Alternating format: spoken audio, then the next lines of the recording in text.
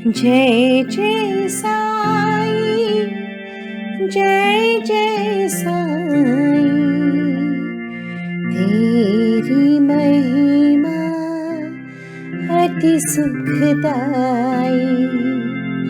माता पिता तुम गुरु साई, तुम करुणा के सागर साई।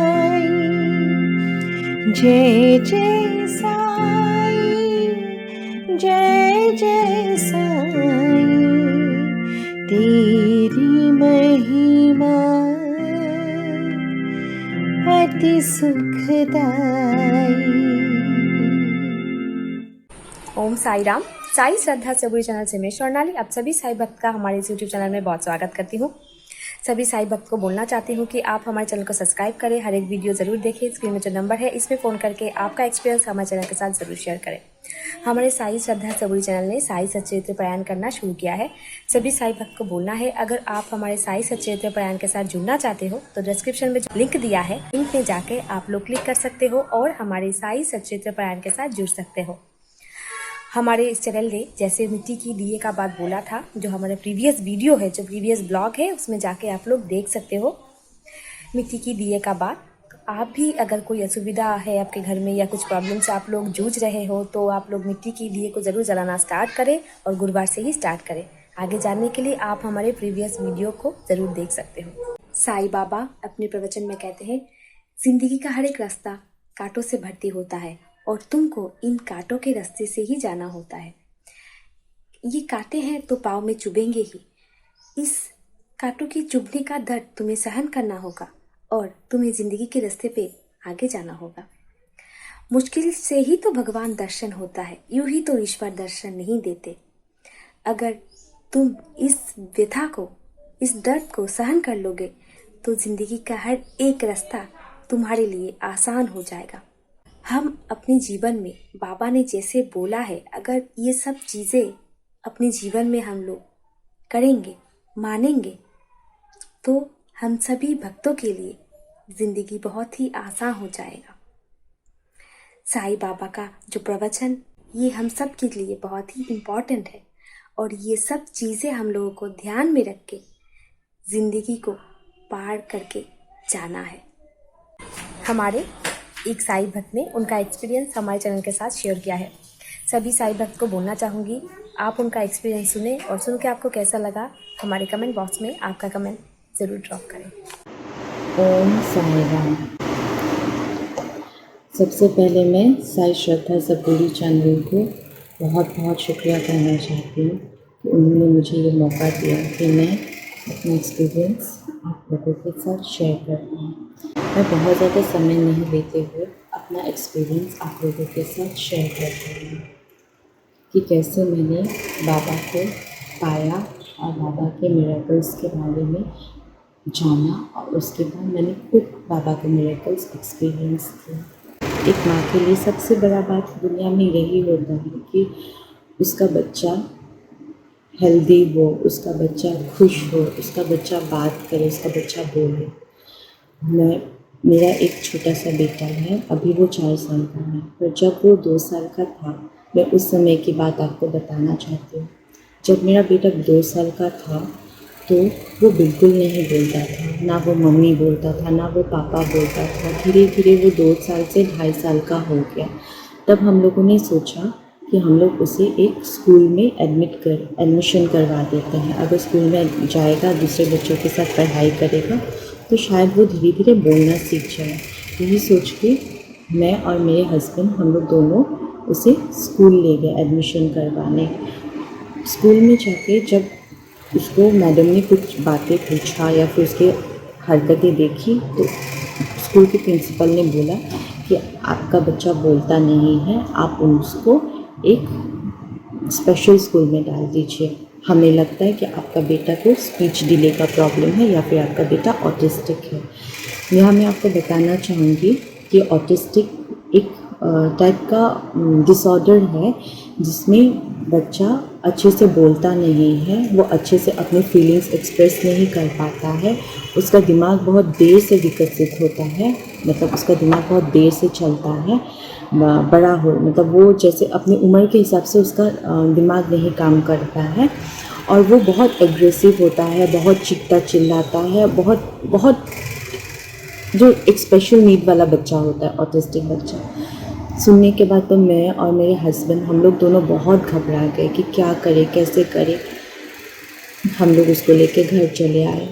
उसी दिन रात से मैंने डॉक्टर्स सर्च किया इंटरनेट पे, कोई मंत्र, कोई मिरेकल, कोई ऐसा भगवान, कोई ऐसा मंदिर, कोई ऐसा मस्जिद, मैंने कुछ नहीं छोड़ा। मैंने हर एक चीज़ सर्च किया कि कहीं मुझे ऐसा कुछ भी मिल जाए जहाँ से मैं अपने बच्चे को ठीक कर सकूँ। तो एक दिन ऐसा हुआ कि मेरे एक क्लाइंट आए मुझसे मिलने और मैं बहुत दुखी थी। तो उन्होंने मुझसे पूछा कि क्या हुआ, आप इतनी दुखी क्यों हो? तो मैंने उनको बोला कि मेरे बच्चे की सारे प्रॉब्लम्स मैंने बताए उनको। तो उन्होंने मुझे बोला कि आप एक काम करो, आप एक बार शिरडी होके आओ, आप एक बार शिरडी जाओगे ना तो आपका बच्चा ठीक हो जाएगा। मैंने सोचा कि शिरडी जाना क्या ज़रूरी है, अगर जाऊँ आओ और मेरा बेटा ठीक नहीं हुआ तो क्या करेंगे। मैंने फिर एक बार सोचा भी, फिर उस बात को मैंने इतना गौर नहीं किया, मैंने इग्नोर कर दिया। उसके बाद मेरी एक फ्रेंड शिरडी गई हुई थी, तो उसने मुझे शिरडी से फ़ोन किया, फ़ोन करके मुझे बोला कि मैं शिरडी आई हूँ। मैं सोची ये क्या कोई मतलब कोई कनेक्शन है कि 2 दिन पहले मुझे किसी ने बोला आप शिरडी जाओ, 2 दिन बाद मेरी कोई फ्रेंड मुझे शिरडी से फ़ोन कर रही है और बोल रही कि मैं शिरडी आई हूँ, बताओ मैं तुम्हारे लिए क्या प्रेयर करूँ वहाँ पे। तो मैंने उसको यही बोला कि प्लीज़ मेरे बेटे के लिए प्रेयर करो कि मेरा बेटा बोलने लग जाए। तो उसने बोला ठीक है, मैं करती हूँ, मैं प्रेयर करके आऊँगी। तो जब वो शिरडी से वापस आई, वो मेरे लिए गिफ्ट लेके आई थी। तो मैंने सोचा कि शिरडी से आई है, कोई गिफ्ट लाया होगा, कोई ईयररिंग्स लाया होगा, कोई नेकलेस लाया होगा, कुछ लाया होगा। मैंने जब गिफ्ट खोला तो मैंने देखा कि उसमें बहुत सुंदर सा एक छोटा सा साई का एक मूर्ति था। उस मूर्ति को हाथ में लेते ही मुझे ऐसा लगा कि देखो, मैं शिरडी तो नहीं गई, मैंने शिरडी का एक बार सोची, कंफ्यूज थी जाऊँ नहीं जाऊँ, पर साई खुद मेरे घर शिरडी से आ गए, साई का मूर्ति मेरे पास आ गया शिरडी से। तो मैंने वो मूर्ति को अपने घर में रख लिया। उसके बाद फिर भी मैं सोच रही थी कि मैं क्या करूँ, कैसे करूँ, मतलब शिरडी जाऊँ कि ऐसे ही प्रार्थना करूँ, कैसे क्या करूँ, मुझे कुछ समझ में नहीं आ रहा था।